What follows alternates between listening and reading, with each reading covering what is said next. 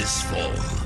Prepare for an extraordinary event unlike any the world has ever seen. Oh, it's going to be much, much bigger than that.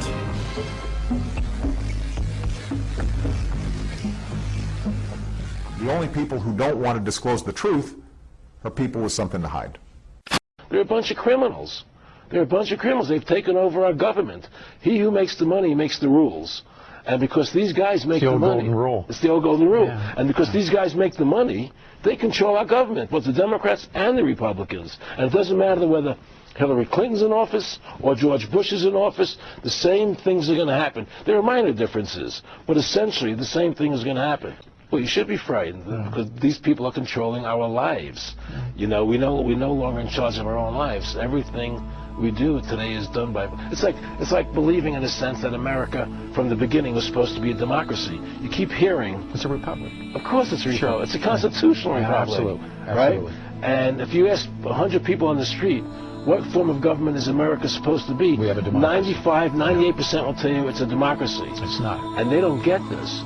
A democracy, 51% control 49%. It's tyranny of the majority. I wouldn't want to be part of the 49%. In our constitutional republic, 99% of the people couldn't take away the rights of 1%. You have rights because you were born. You had God-given human rights. They're your rights. Intrinsic rights as a citizen. Intrinsic rights. And the government can't take them away. You must understand something. We did not go to Iraq to bring freedom to Iraq. We're in Iraq, and we keep talking about promoting democracy. What we're promoting is a one world government, a new world order. When they use the word democracy, just take that word democracy out and put in new world order, one world order, globalization. Put in any of those words in place of democracy. That's what it's about. But what does they use democracy as a spin word because you think we are a democracy and democracy equates to freedom. Democracy does not equate to freedom. Understand that. And it's the same as the election, the public can. Exactly. You got it. What's the ultimate aim? And what does it look like when they get there? If what you say is true and what others say is true, and there's many, many people that believe as you believe, I'm sure you know that, what does it look like when they get there? Well, I can tell you, I was friends with one of the Rockefeller family, okay? And they were very much behind the Federal Reserve System, the banking, the Council on Foreign Relations, and we were very good friends. And he told me that what they really want to do is have a one-world government without borders. First you have the European Union, the European Constitution, EU. which the European people voted down, by the way, but they're doing it anyway. Yeah. Now they want the North American Union. Currency. Right. Then they have the one currency. Now they want to do They have the their own North. standing army. Yep. But now they want a North American Union. Yeah. They want, and then what they want to do is bring everybody together under one. The Amero is there. The Amero, the currency, exactly. I didn't know it is there. And so their plan is to have a government for the world. They want to do it through the UN, right? And have everybody on this earth implanted with an RFID chip. Do you believe that? I know that. Then you hear the congressman, the senator, asking the Supreme Court justice how he's going to rule on that in my clip. You think he asked them for no reason? They're already implanting people with chips. The national ID card, which becomes law by May 2008, it's going to have an RFID chip in it. Okay, everything is done in stages. After the RFID chip goes in the card and in your passport, it's going to go into your body. That's what they're going to try and do. There's no question about it. And they're not going to do it through law. They're going to do it because you won't be able to live without it. All your money is going to be in that chip. I think Waco is my tipping point. When I saw what happened to Waco, I said, I'm going full-fledged. This is disgusting. They killed all those people for no reason. There was no need for those people to die and to be killed in that fire and burned to death. That was the most disgusting event. The war in Iraq, a disgusting event. When I heard Rumsfeld talking about shock and awe, oh, let's everybody go home, watch on television shock and awe, as if it was a 4th of July fireworks. There are people under that concrete being killed and maimed, children and women and men dying for no reason. For no reason, you know? I had a friend, one of the Rockefellers, he said to me, Aaron, what do you think women's liberation was about? And I said, I think I had conventional thinking. And I said, I think it was about women having equal right to work with men, equal pay, you know. He said, you know what, Aaron, you're an idiot. And he started to laugh at me. So what do you mean? He said, you want to know what that was about? So tell me. He said, we, the Rockefeller Foundation, financed that women's lib movement. You want to know why? For 2 reasons. Half the population wasn't taxable before. And the second reason is now the kids go to our schools at an early age, and we mold them. There's no more family at home to take care of the kids. The state becomes the family now, Aaron. You get it? And that's how this country is working. It's run by evil. It's run by evil forces. And people in this country better wake up to the truth and save this country from what's happening. My wages didn't go up, but prices went up. Gas goes up, milk goes up, trains go up. How am I supposed to live? And this is all because our government prints too much money, starts too much wars, so they can sell their tanks, their guns, their missiles, because that's all America exports. It's guns, missiles, and tanks. That's it. We need to bring production back to America. That's right. And the Federal Reserve. And the fractional banking system. When you invest $100 in a bank, they multiply that by 9 and they send it out 9 different ways. They don't just make money on the initial investment, they make it 9 times the initial investment.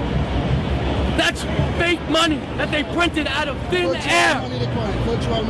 Fiat money. It's a fiat currency. 1913, this country died when we adopted the central bank and we got rid of sound money. We used to be able in 1913 to walk into a bank and redeem our dollars with gold. Can we do that anymore? No. What's the price of gold now? Almost $2,000. It's gone up $600 an ounce this year. It's gonna keep rising. And it's gonna keep rising as long as we have bailouts, as long as we have quantitative easing, as long as our government keeps spending our money. Every dollar the government takes in federal taxation is another dollar that they spend. Every time they spend money, that's your money that they send overseas. They bail out Morgan Stanley and then Goldman Sachs. When I fuck up, who bails me out? No one. Why should Goldman Sachs get bailed out?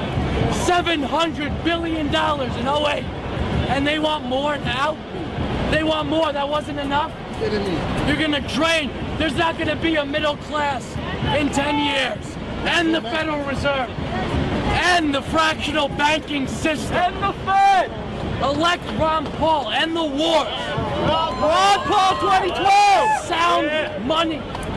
Stop with the banksters printing money. Printing and debasing our currencies. Driving up our prices. We don't need any more money in our economy. We got plenty in debt. No. And the Fed. And the fractional reserve system. And the wars. Get corporations out of our politics. Out of our politics. And corporate personhood. Wall Street is rigged. When Wall Street owns a majority of the wealth and they invest in Wall Street, they know when the market's gonna go up, they know when the market's gonna go down, and they all make money while we all lose money. How is that fair? And then after thousands, trillions of derivatives, they want bailouts. They have the balls to ask us for bailouts. No more bailouts. No more printing of money. No more quantitative easing. And the Federal Reserve. And the fractional banking system. Sound money. Go back to a gold standard. The Depression will be nothing compared to 1913 when it hits us. 1930, when the Depression came, will be nothing like it will be in the coming years. If we lose America, we have nowhere else to run for freedom. There is no country left that promotes free markets, corporations, not in politics.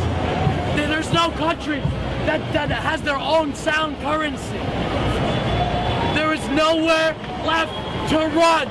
If we lose America, we lose the world to the elite. The 1% will continue to get rich as we all live like slaves. If you think the way of life is bad now, you will all be living in projects like Hoovervilles. We cannot continue to print money. We cannot continue to debase our currency. We need to end the Federal Reserve. We need to get lobbyists, Goldman Sachs, George Soros, Merrill Lynch, everyone out of our politics. Why should they be allowed to throw millions at politicians so they do what we want? They're supposed to be our voice, not their voice. States' rights. When you minimize government, it is easier to control by the people. States' rights. You need to give the rights back to the states. Minimize these government agencies like Fannie Mae and Freddie Mac. Fannie Mae and Freddie Mac loaned out money that private bankers would not loan out. People that they did not trust in, the government loaned money. That's ridiculous. They took money out of all of your pockets. Instead of buying that car you wanted, those shoes you wanted, they put it toward a bridge in Iowa. Why don't we just pay a state tax, and New York State helps New York State, and we pay a federal government tax to police our border. That's the only thing the federal government is here for, to keep our borders safe. Everything else should be on the state level. If you don't like the policy in one state, you go to another state, because that's how America was set up. America was not supposed to be uniform in policy. Each state was supposed to reflect the views and positions of everyone in that state. It is much easier to influence governors and mayors than presidents and vice presidents. And the Federal Reserve and the fractional banking system. Stop with the military-industrial complex. These wars. We have our own problem. We don't need to be in the Middle East. We don't need to invade a new country every year to sell more weapons. The only thing that says made in America are guns, missiles, and tanks. Don't forget that. Bring production back to America. We don't have any beef with the people around the world. It's not us and them, nationalism. We don't have beef with the people around the world. We support people around the world who are in struggle with us. It's not the U.S. versus them. That's not the kind of politics that's going to move this forward. We have our own problem. If there's anyone who's here who wants to protest police brutality, the insane trade policies. That's what's going to make the difference. That'll stop the rest of the stuff. Get your breath. Get a drink. I've been walking around for 2 hours. I know. Get a drink. Take your time. Let somebody else speak. Some people are here. Out of the midst. Maybe I'm wrong about this, but like everything else, we'll see.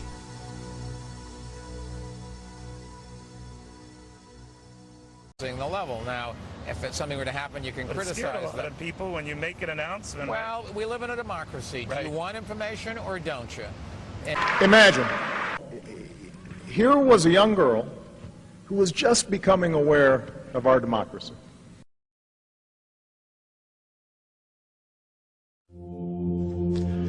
When Benjamin Franklin exited the Constitutional Convention, he was asked by a woman, "Sir, what have you given us?" His immediate response was, "A republic, ma'am, if you can keep it." Yet most Americans today have been persuaded that our nation's governmental system is a democracy and not a republic.